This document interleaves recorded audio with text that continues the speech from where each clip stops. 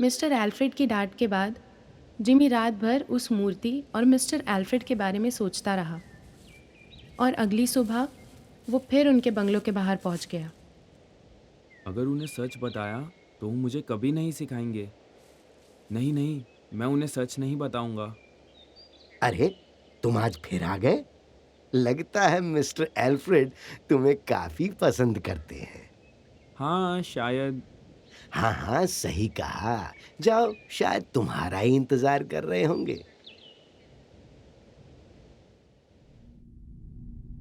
Jimmy जैसे ही अंदर पहुंचा तो वो मिस्टर एल्फ्रेड को ढूंढने लगा, लेकिन मिस्टर एल्फ्रेड उसे कहीं नजर नहीं आए। सर, आप कहाँ हैं सर? जिमी उन्हें ढूंढते ढूंढते उनके कमरे में जा पहुंचा। शायद इस कमरे में होंगे।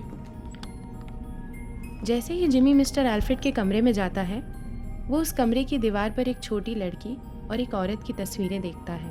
ये किसकी तस्वीर है? वो अचंभित होकर उन तस्वीरों को देखने लग जाता है। तभी अचानक मिस्टर एल्फ्रेड वहां आ जाते हैं और जिमी से कहते हैं, तुम यहाँ क्या कर रहे हो? मैं आपको ही ढूंढ रहा था सर। तुम्हें किसने इजाजत दी मेरे कमरे में जाने की?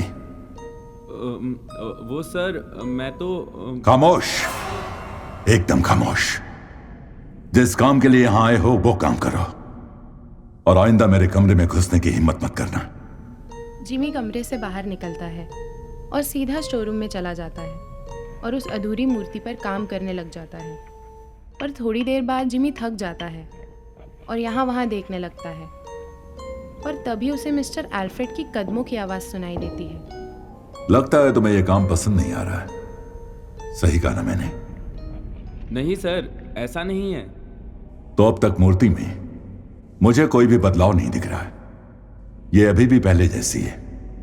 सर, इस मूर्ति के बाल बनाने में मुझे थोड़ी मुश्किल हो रही है। क्या आप मुझे एक बार करके दिखा सकते हैं? अगर यह काम मुझे ही करना होता तो तुम्हें यहां किस लिए बुलाता? जी, मैं कुछ समझा नहीं। लेकिन जो मूर्ति तुमने मुझे पहले दिन दिखाई थी उसमें भी तो बाल थे, तो तुमने कैसे बनाई थी? हाँ? जी, वो छोटी मूर्ति थी ना, इसीलिए। तो तुमने मुझसे झूठ बोला था ना? नहीं सर, ऐसा बिल्कुल नहीं है। तुम्हारे चेहरे से साफ साफ दिख रहा है कि तुम झूठ बोल रहे हो और मुझे झूठ से सख्त नफरत है। नहीं सर, मैं सच कह रहा हूं। सच? सच को सफाई देने की जरूरत नहीं पड़ती है, और तुमने तो पहले दिन ही मुझसे झूठ बोला था। कैसा झूठ सर? मैंने आपसे कोई झूठ नहीं बोला। बस करो अब झूठ बोलना। जो मूर्ति तुमने मुझे दिखाई थी वो मेरी ही बनाई मूर्ति थी, और तुमने बड़ी आसानी से उसे अपनी मूर्ति बता दिया। जिमी बिल्कुल आश्चर्यचकित हो जाता है और खामोशी से खड़े होकर मिस्टर एल्फ्रेड की बातें सुनता है।